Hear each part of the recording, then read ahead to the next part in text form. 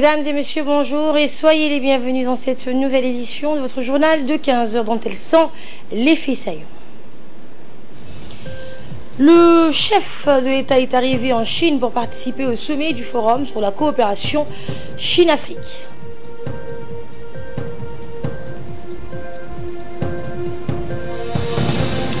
Et en Libye, Paris, Londres, Rome et Washington condamnent les violences à Tripoli. Bonjour et merci de nous accueillir chez vous. Les dirigeants africains, dont le chef de l'État Ismaël Omar Guelleh, se trouvent en Chine pour le sommet Chine-Afrique. La Chine étant décidée à renforcer sa coopération avec l'Afrique, placée sous le thème Chine et Afrique vers une communauté de destin encore plus solide via la coopération gagnant-gagnant. Ce sommet rassemble 51 dirigeants africains ayant établi des relations diplomatiques avec l'Empire du Milieu. Eh bien, les questions inscrites à l'ordre du jour portent sur les coopérations politiques, culturelles et économiques dans le développement social et en matière de sécurité. Eh bien, le président de la République est arrivé, donc, comme vous le voyez à l'image, à Pékin, donc, pour participer à cette conférence, à ce sommet Chine-Afrique. Eh bien, sur le plan économique, le président Xi Jinping et ses invités discuteront agriculture, sécurité alimentaire, partenariat industriel, infrastructure, énergie, tourisme et surtout investissement chinois sur le continent.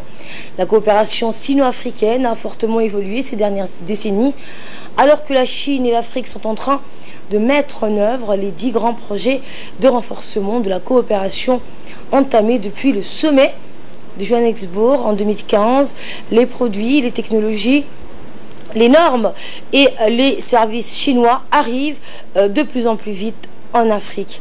Les échanges commerciaux de la Chine avec le continent africain ont augmenté de 14% en 2017 et de 16% au premier semestre 2018, avec un investissement direct ayant atteint une moyenne annuelle de 3 milliards de dollars sur les 3 dernières années.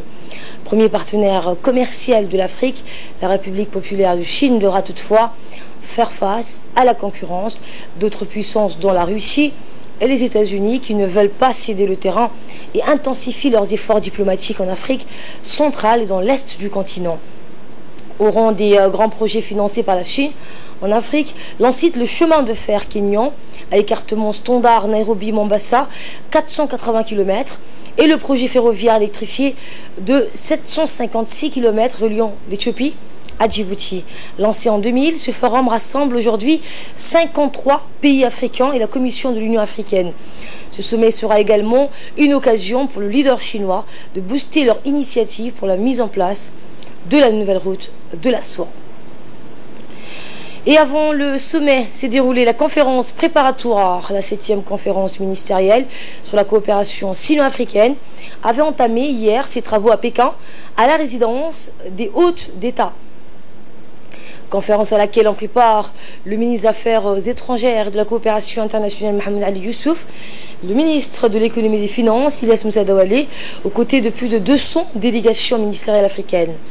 C'est le conseiller d'État et ministre des Affaires étrangères chinois, Wang Yi, qui a présidé la cérémonie d'ouverture en présence de la présidente de la dernière rencontre, la sud-africaine Sisulu.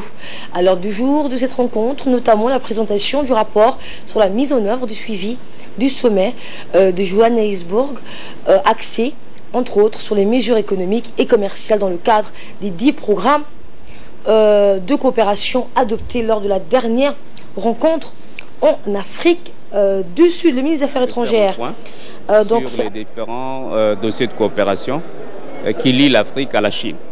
Vous savez qu'il y a 3 ans, il y a eu le 6e FOCAC qui a tenu ses travaux à Johannesburg et un plan d'action avait été mis en place pour accélérer le processus d'industrialisation de l'Afrique.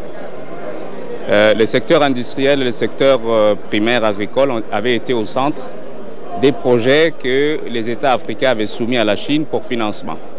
Je crois que c'est l'occasion aujourd'hui de voir un peu quels sont les projets qui ont pu être réalisés, lesquels ont connu des difficultés et comment relancer cette coopération sur de nouvelles bases. Je crois que depuis pratiquement une vingtaine d'années maintenant, la Chine apporte son soutien financier, son savoir-faire au continent africain. Et Djibouti n'est pas en reste en cela. Nous avons de nombreux investissements chinois maintenant qui sont en train de s'installer. En plus, bien entendu, des financements que Djibouti obtient de la Chine dans le domaine des infrastructures et dans certains domaines sociaux. Vous l'aurez compris, la capitale chinoise, Pékin, a abrité donc le troisième sommet Chine-Afrique sur la coopération. Donc les dirigeants africains participent à ce sommet, à ce forum, dont le président de la République, afin de renforcer la coopération Chine-Afrique. Tout à fait autre chose, à Adaïlou, le tournoi régional Omnisport s'est achevé en beauté après une pluie battante sur le village. Dans l'après-midi, on craignait un report de la soirée musicale, clôturant la 10e édition du tournoi interrégional d'amitié. Rien ne fut gâché, les habitants de la localité et leurs hôtes ont tenu à faire la fête. Ce tournoi est conjointement organisé par le département de la jeunesse et des sports et l'ONG EVA. Tous ont tenu à relever le défi et ne pas se laisser abattre par la pluie. À la place du souvenir, le duo Abaezid Gobdon et la star de Bog Khalif ont animé la soirée tour à tour devant les officiels et participants et surtout devant une foule bouillonnante d'énergie. Cette foule est venue de tous les coins des alentours. Après 3 jours de compétition, les joueurs et les publics avaient besoin de se détendre et se lâcher un peu. Et serré sur le gâteau, de nombreuses personnalités et des membres du gouvernement ont honoré de leur présence, à savoir Hassan Mohamed Kamil, le secrétaire d'État à la jeunesse et au sport, Hamadou Mohamed Alamis, ministre de la décentralisation, Abdi Youssef Sougué, ministre de la télécommunication, président du conseil régional, les parlementaires ainsi que plusieurs personnalités de la région.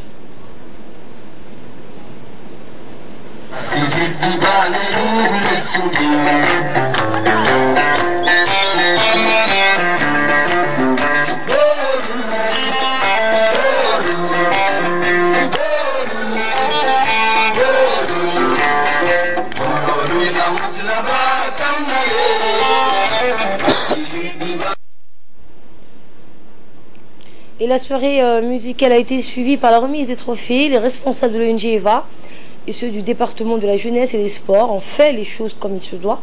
À cette occasion, les différents acteurs ont été récompensés pour leur performance, leur engagement et leur fair play.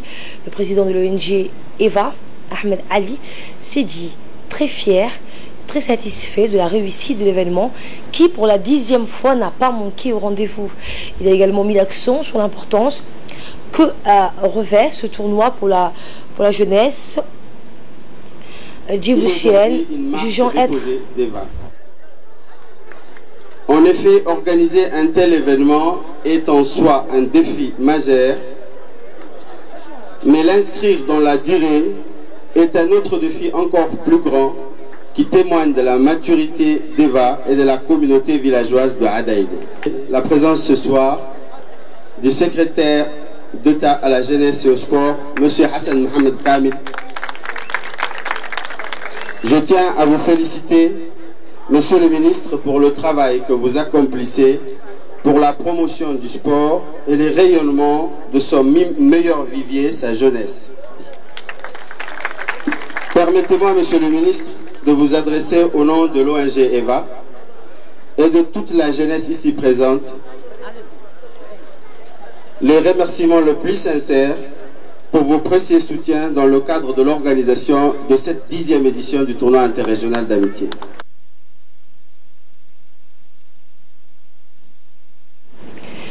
Et suivons à présent la réaction du secrétaire d'État à la jeunesse et des sports.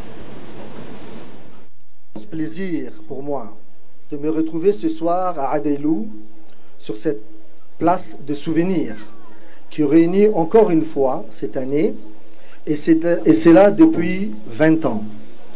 Toutes ces personnalités, toute cette jeunesse à l'occasion de cette cérémonie de clôture de la 10e édition du tournoi d'Adaïlou.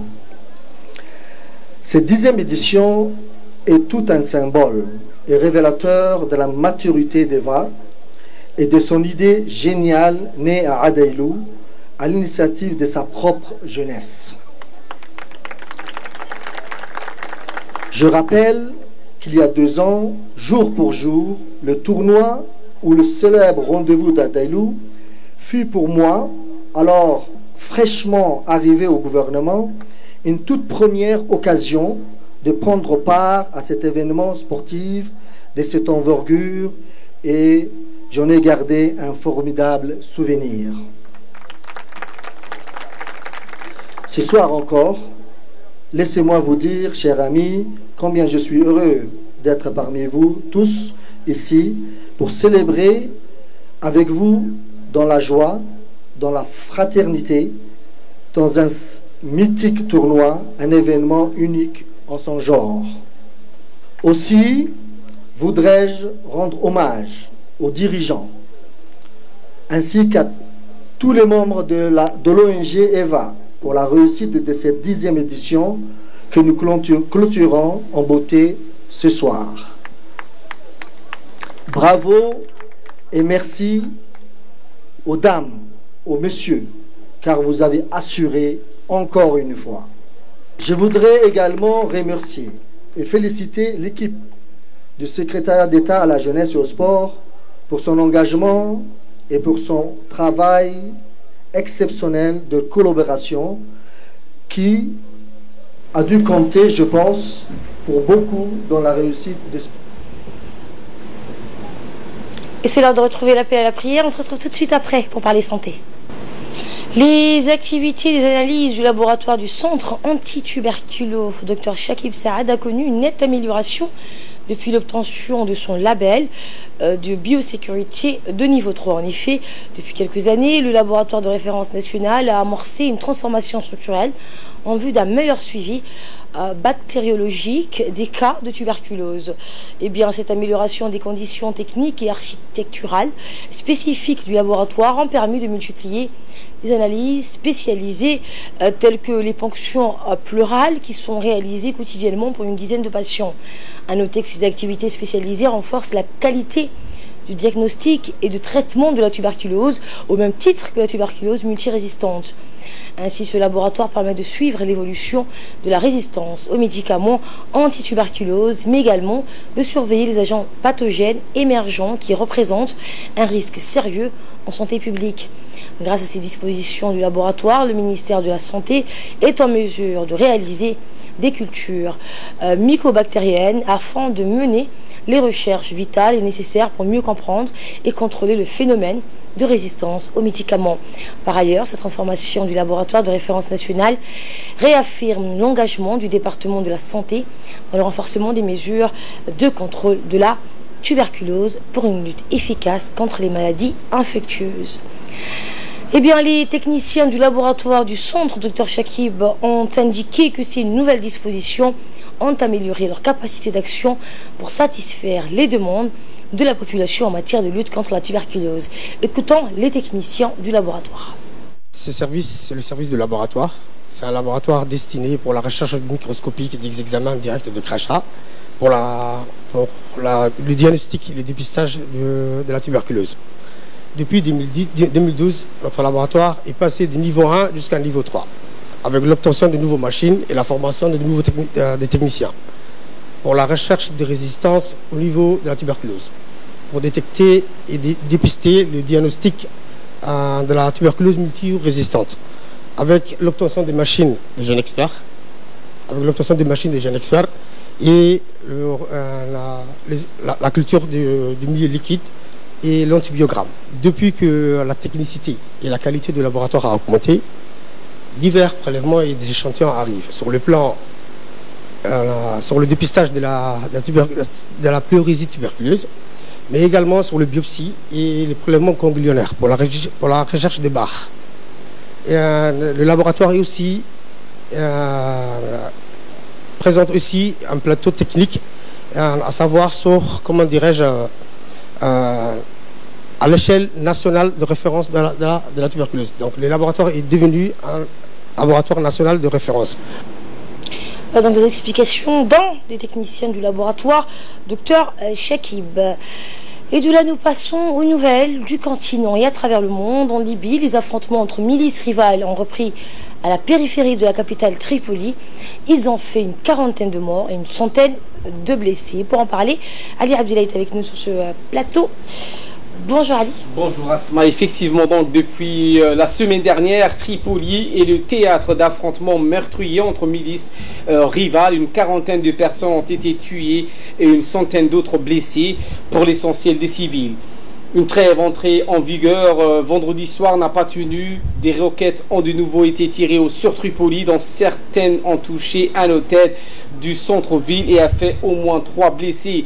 Hier, déjà des roquettes tirées tout près du seul aéroport encore fonctionnel ont obligé les autorités à suspendre les vols pour moins de 48 heures. C'est dire la dégradation de la sécurité ces derniers jours. Ces combats opposent la garde présidentielle, une unité loyale au gouvernement d'union nationale et des militaires de la 7e brigade qui viennent de la ville de Tarhouna, située à 60 km au sud-est du Tripoli.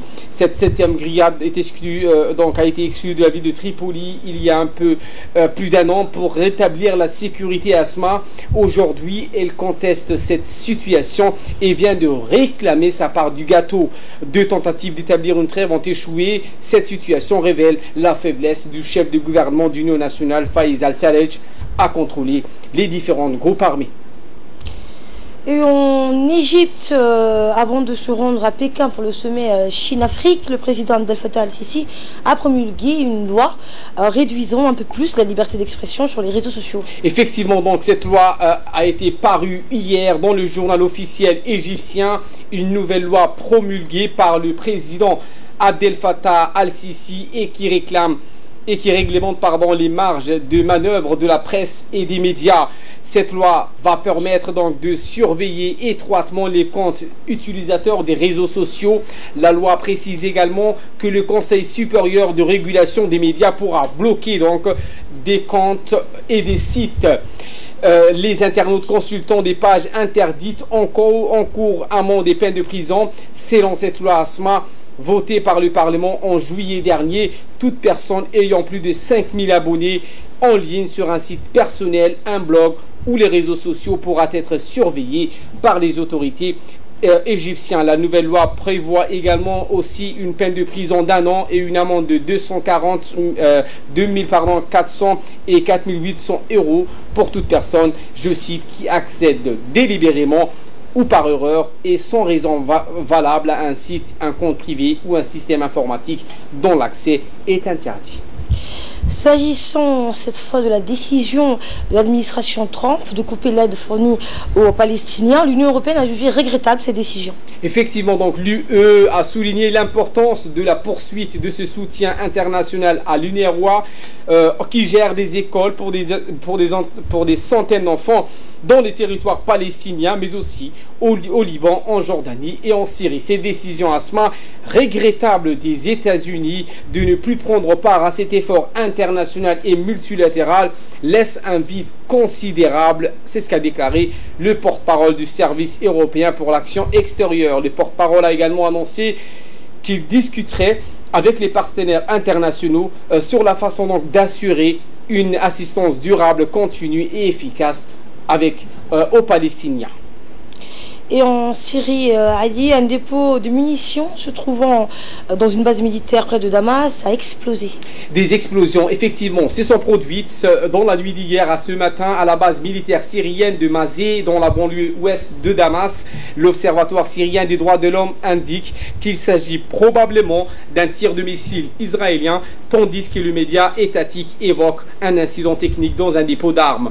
Il s'agit en tout cas des violences explosions qui ont secoué l'aéroport militaire du régime syrien près de la capitale Damas. L'aéroport militaire de Mazeh dans la banlieue ouest de Damas a été la cible d'un probable tir de missile israélien qui a touché un dépôt de munitions, entraînant des violentes explosions successives. C'est ce qu'a assuré le directeur de l'Observatoire syrien des droits de l'homme, Rami Abdelrahman. Cet aéroport abrite notamment les services de renseignement de l'armée de l'air en début 2017 déjà. Le régime syrien avait accusé Asma, son voisin israélien, d'avoir bombardé cette base militaire.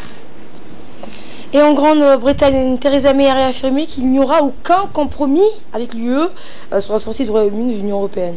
Eh bien, la première ministre de l'Angleterre, confrontée à une forte opposition contre son plan de la part du Brexit, Theresa May a réitéré ce dimanche qu'elle préfère l'absence d'un accord plutôt que de faire des concessions à Bruxelles. La première ministre britannique Theresa May a réitéré dans une tribune publiée par le Sunday Telegraph qu'elle ne ferait aucun compromis pour Bruxelles dans des négociations pour les relations post-Brexit entre le Royaume-Uni et l'Union européenne. Une telle démarche, Asma, viserait à mettre la pression sur May alors que le calendrier initial fixé par Londres et Bruxelles prévoit la conclusion d'un accord de retrait avant le Conseil européen des 18 et 19 octobre prochain.